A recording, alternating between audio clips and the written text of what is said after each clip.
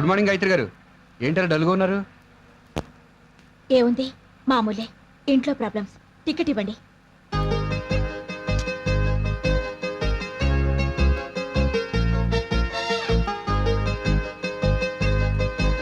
ఇదిగోండి టికెట్.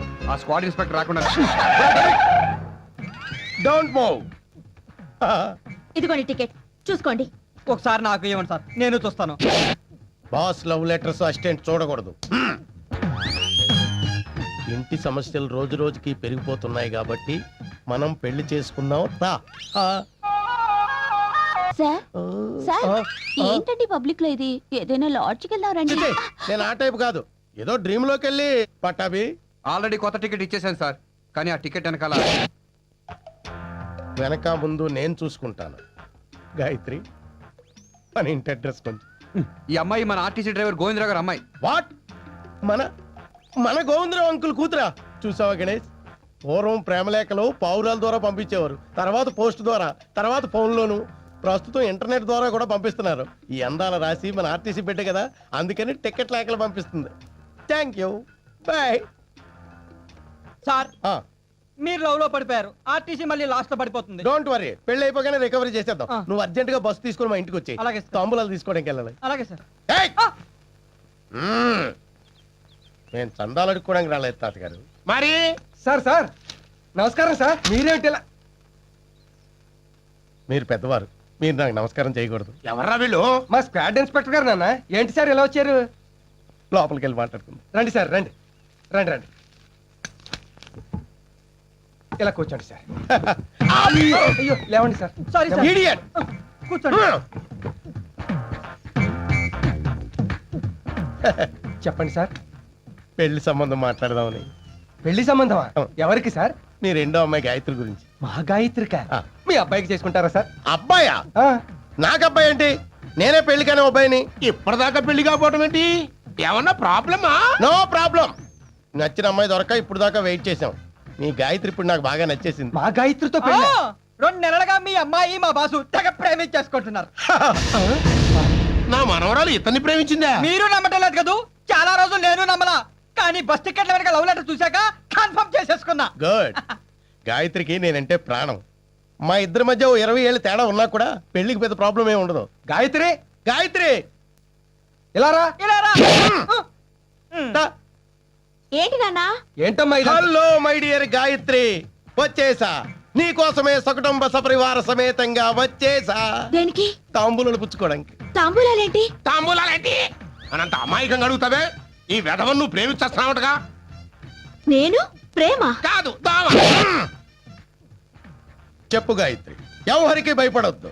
ఈ క్రాంతి నీకు తోడుగా ఉన్నంత వరకు నిన్నెవ్వరూ ఏమీ చేయలేరు. నీ మనసులో నా మీద ఉన్న ప్రేమను ధైర్యంగా చెప్పు. చెప్పు తెగిపోద్ది. నీ మీద నాకు ప్రేమ ఏంటి? అదేంటి గాయత్రి, ఇంత పెద్ద స్పెషల్ ఎఫెక్ట్ ఇచ్చావు? మన ఇద్దరం ప్రేమించుకున్నాగా. నీకేమైనా పిచ్చెక్కిందా? మనం ప్రేమించుకోవడం ఏంటి?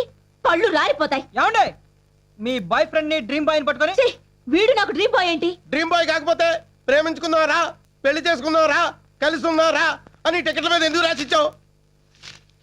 ఇవి నేను రాసేయడం ఏంటి? ఆ? అసలు ఇది నా రైటింగే కాదు. నేను అప్పుడే అనుకున్నా. అప్పుడే అనుకుంటే ఇప్పుడురా చెప్పడం. గాయత్రి, ఈ నువ్వు ఇచ్చిన టికెట్లే అయ్యుండొచ్చు, కానీ అవి రాసింది మాత్రం నేను కాదు. సారీ అండి. ఎందుకు? అదే ఆ చెక్కింగ్ ఇన్స్పెక్టర్ గారు మిమ్మల్ని పెళ్లి చేసుకుంటానని సరాసరి మీ ఇంటికి వచ్చేసారంటగా.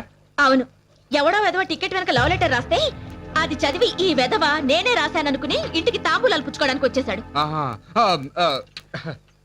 అయినా టికెట్లు ఇచ్చేటప్పుడు మీరైనా చూసుకోవద్దు. అంటే అది లవ్ లెటర్ ఎలా రాయాలో కూడా తెలియని సన్నాస్ ఎవడో తెలిస్తే ముందు వాడు మీకు సిన్సియర్ గా నిజాయితీగా ఉత్తరాలు రాసి ఉండొచ్చుగా. నిజాయితీగా ప్రేమించే వెధవైతే మగాళ్ళ ముందుకొచ్చి అడగాలి, అంతేగాని ఇలా చచ్చు దద్దమలా. మరీ అంత అలా తిట్టకండి. వాడి తిడితే మీరు ఫీల్ అవుతున్నారేంటి? వాడు నేనే. మీరా? అది కాదండి, నేను ఎందుకు అలా రాశానంటే మీ ఇంటి పరిస్థితులు రోజు రోజుకి దిగజారిపోతున్నాయి. మీ నాన్నగారి కష్టాల్లో కొంతైనా పాలు పంచుకుంటే బాగుంటుందని. జాలిపడి పెళ్లి చేసుకుందాం అనుకున్నారా? నిజంగా మీ ఉద్దేశం అదే అయ్యుంటే నిజాయితీగా మా నాన్న దగ్గరికి వచ్చి అడుగుండాలి. నిజమే, కానీ మీ నాన్నగారి పుణ్యమని నాకు ఉద్యోగం వచ్చింది. పైగా ఆయన మా దగ్గర చాలా అప్పు తీసుకున్నారు. ఈ పరిస్థితిలో నేను ఈ పెళ్లి విషయం చెబితే దాన్ని అలుసుగాను అడ్వాంటేజ్ గాను తీసుకున్నానని అనుకుంటారేమోనని. అదీ కాక నేనంటే మీకు ఇష్టమో కాదో, మీ స్థాయికి నేను కరెక్ట్ కాదేమోనని ధైర్యంగా అడగలేకపోయాను.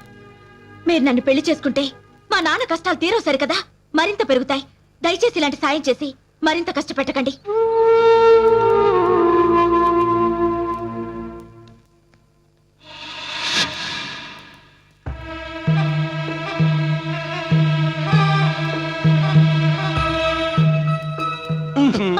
అబ్బా వదలండి. ఏంటిది? భయం ఎందుకు? లైసెన్స్ తీసుకున్నాక మన లైన్ క్లియర్ అయిపోయినట్టే. సిగ్గు లేకపోతే సరి. పెళ్లి చేసుకుంటానని మాటిచ్చి తీరా నెల తప్పాక అబోర్షన్ చేస్తారా? మరి అదే మిస్అండర్స్టాండింగ్. పిచ్చిదానా, నేను నిన్ను పెళ్లి చేసుకోవడం 2 నిమిషాల పని. కానీ నేను నీ మెడలో తాళి కట్టాక నాకేదన్నా సడన్ గా నేను పోయాననుకో, సెంటిమెంట్ గా 3వసారి నిన్ను ఎవరు పెళ్లి చేసుకుంటారు? అబార్షన్ చేసుకోకుండా రేపు నువ్వు చంటాండి అన్నావు అనుకో, కామన్ గా నీకు నాకు వాడి మీద ఇష్టం ఏర్పడి మనం మన సీన్ గారిని పట్టించుకోవడం మానేస్తాం. పాపం అప్పుడు వాడి పరిస్థితి ఏమిటి చెప్పు? అంటే నీ బిడ్డ కోసం నా బిడ్డని త్యాగం చేసి. మీరెంత మంచివారండి. మా ఆయన కూడా ఎప్పుడు ఇలా ఆలోచించేవారే కాదు. ఇప్పుడు బ్రదర్ని గుర్తు చేయకు, బాధగా ఉంటుంది. నీ కోసం ఎందుకు ఇచ్చానో తెలుసా? బంగారు గాజులా? ముక్కు పుడక? మరి ఛీ, పాడు. అబ్బో, సిగ్గులలో మరింత అందంగా ఉన్నావు.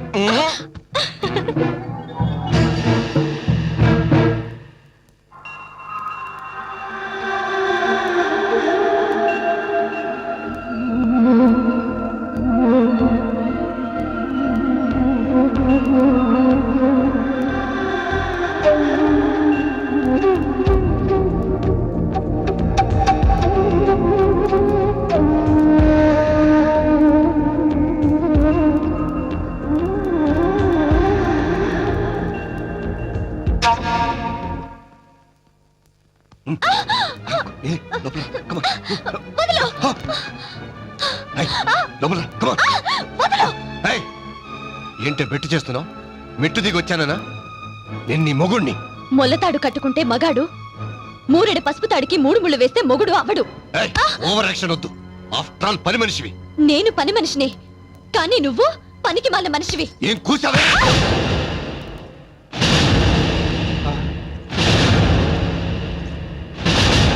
పాచి పనులు చేసి నా చేతులు చాలా గట్టిపడ్డాయి.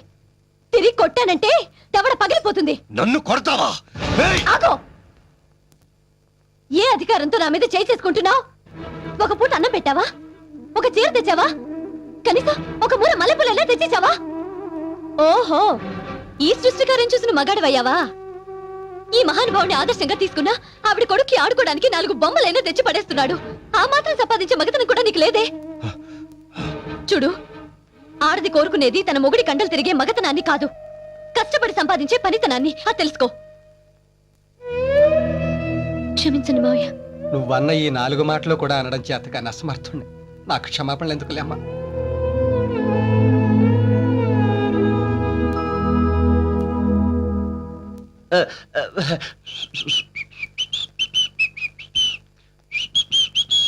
గిరీశం,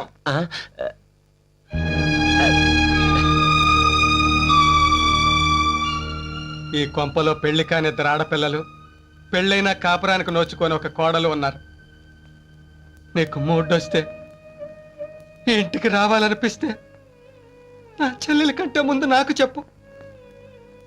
ఆ ముగ్గురిని తీసుకుని ఏ గుడికో వెళ్ళిపోతాను.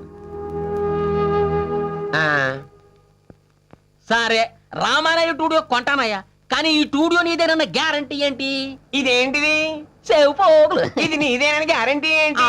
సేవు నాదైనప్పుడు పోగులు నాయ కదా. రామానాయుడు నా పేరైనప్పుడు స్టూడియో నాది కాదా? కరెక్టే. పదా స్టూడియో చూసుకుందాం, పదా. ఏ పైసలు లేక చూడదేనా బాయ్? ఇదేంటి నీ టూడియో లేకెళ్తా నువ్వు అంతం లంచుతున్నావు? కదా బాబు, జీతం నిన్న 1 తక్కువ ఇచ్చాను. చూసే అంత ఓపెన్ ప్లేస్, ఇదిగో డబ్బింగ్ థియేటర్, అదేమో ల్యాబ్, అవతల ఫ్లోర్ అన్నమాట. ఈ ఖాళీ ప్లేస్ లో ఎంతగా కొబ్బరి తోటలు వేసుకోవచ్చు. ఆ గంగ బండల తోట వేసుకోవచ్చు, లేకపోతే షాపింగ్ కాంప్లెక్స్ కట్టేసుకోవచ్చు. బాగానే ఉంది కానీ లేకపోతే వదిలే, అదిగో అటు చూడు. ఎవరాళ్ళు? ఈ స్టూడియో వాళ్ళకి అమ్మని వారం నుంచి తెగ ప్రాణాలు తీసేస్తున్నారయ్యా. అమ్మో, ఏమైనా సరే ఈ టూడియో నేనే కొంటాను. కొనేసుకో మరి. ఇదిగో డబ్బులు 10,000 తీసుకో. ఇదిగో స్టూడియో నువ్వే కొన్నాను వాళ్ళతో చెప్పు, నేను చెప్తే ఫీల్ అవుతారు. అలాగే. చూసావా, ఈ హడావిలో పడి జాగింగ్ చేయడం మర్చిపోయాను. అది చేసుకోండి, చేసుకోండి. ఇదిగో పరిగెట్టుకు వచ్చినా ఏ లాభం లేదు. ఏంటి ఈ టూడియో నేను కొనేసాను. ఈ స్టూడియో నువ్వు కొనేసావా? ఏ ఊర్రా నీది? దోవండా దూతాను గాని మీ ఊరు పేరు చెప్పరా. మీ ఊరేంటి? దోవండా దూతాను గాని ఊరు పేరేట? దోవండా అని ఉండరా, నేను అడుగుతాను. ఇప్పుడు చెప్పండి, మీది ఏ ఊరు? దోవండా. దువ్వేవు కదా? అది కాదురా, నీది ఏ ఊరు? అది దువ్వండి. ఇది ఏ ఊరు? ఏమున్నది? దోండా. చంపేస్తాను నిన్ను. ఊరు పేరు చెప్పండి, చంపేస్తాను. నీకు చంపేస్తాను చంపేస్తాను నిన్ను. నువ్వు. ఏ ఊరనిది? ఏ ఊరనిది? ఏ ఊరు? యాం కొడతావా? ఏ ఊరిది? కొడతావేంటి? ఏ ఊరిది? దోండా. నీ ఊరు పేరు ఏదో చెప్పరా? తణుకు పక్కన ఉంటది, దోండా. అదవ్వా. ఆయ్, నువ్వు దువ్వ నుంచి వచ్చావేంట రామానాయుడు స్టూడియో కొనడానికి? ఆయ్. కొనేసావా? మొత్తం సింగిల్ పేమెంట్ లో కొనేసానండి. టోటల్గా అంతా కొనేసావరా? నీకు రన్నింగ్ రేస్ వచ్చా? ఆయ్. చిన్నప్పుడు పరుగు పందెంలో సభ్యులు పెట్టుకుంటూ వచ్చింది కదా. అయితే ఇంకేంటి పరిగెట్టు. ఆడో పెద్ద ఫ్రాడ్ ఆడు. ఇడికి చార్మినారు, నాకు రవీంద్ర భారతి, నీకు ఈ రామానాయుడు స్టూడియో అమ్మేశాడు. వచ్చిందా నీకు?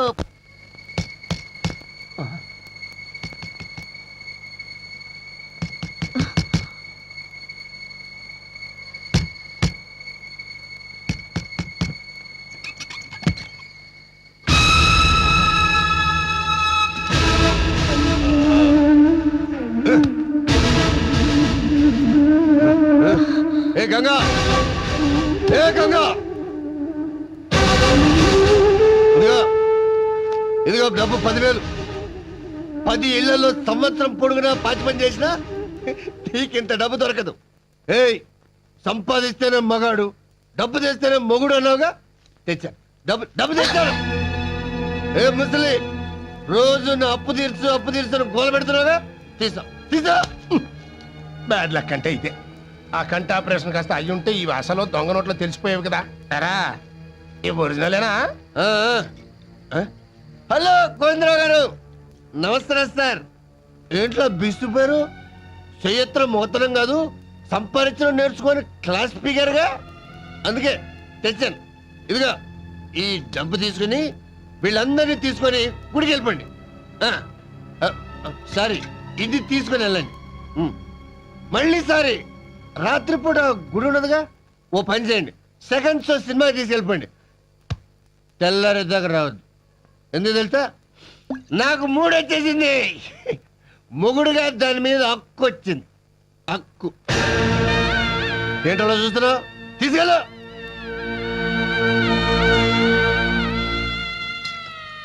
మావయ్య, మీరెక్కడికి వెళ్ళక్కర్లేదు. ఇంత డబ్బు నీకెక్కడి నుంచి వచ్చింది? మొగాళ్ళ సంపాదించుకొచ్చాను.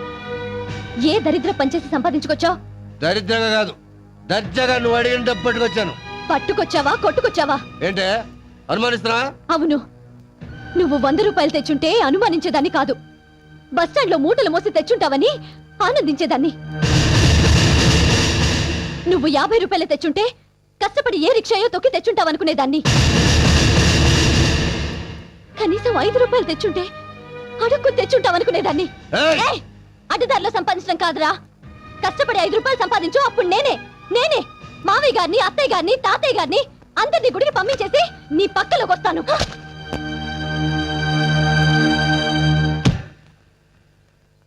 నాన్నా, ఏం నాన్నా, రాత్రి జరిగింది తలుచుకుని బాధపడుతున్నావా?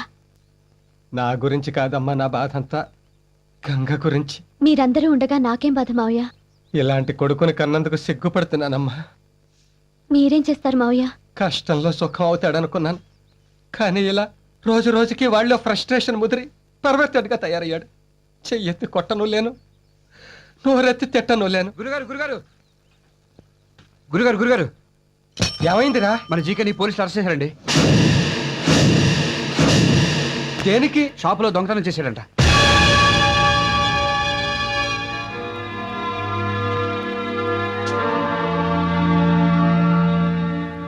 ఏమండి? అలవాట్లేని పని కదా, పట్టుబడ్డాడు. రెండోసారి దొరకళ్లే భాగ్యం. దరిద్రుడు ఆ చేసే దొంగతనం మీద ఏ బ్యాంకులోనే చేసి చావచ్చుగా, లక్షలు దక్కేవి. చెవురుకోండి. రండి గురుగారు, ఒకసారి పోలీస్ స్టేషన్కి వెళ్ళొద్దాం. విడిపించుకునే శక్తి లేదు, విడిపించుకోవాలనే ఆసక్తి లేదురా. అదేంటండి అలా అంటారు? వాడు మన కొడుకండి. నేను మమకారం లేక వెళ్ళను అంటలేదు భాగ్యం. ఇప్పుడు స్టేషన్కి వెళ్తే డబ్బు కట్టి వాడిని విడిపించుకోవడానికి వెళ్ళాలి, లేదా కడుపు మంటతో వాడిని కాల్చి చంపేయడానికి వెళ్ళాలి. మొదటిది డబ్బు ఉన్నవాడు చేస్తాడు, రెండోది ఏ డబ్బు లేని పేదవాడు చేస్తాడు. నేను మధ్య తరగతి వాడిని, ఏది చేయలేను. నీకు గుర్తుందా భాగ్యం, చిన్నప్పుడు వాడి డబ్బాలో చిల్లర డబ్బులు తీస్తే రోజంతా వాడిని గదిలో పెట్టి తిండి పెట్టలేదు. ఇది అంతే. కాదని ఎవరి కాళ్ళలో పట్టుకుని బతిమాలి బయటకు తీసుకొస్తే వాడికి ఇదే అలవాటు అయిపోతుంది. అప్పుడు వాడు మనకి ఈ మాత్రం కొడుగ్గా కూడా మిగలడు.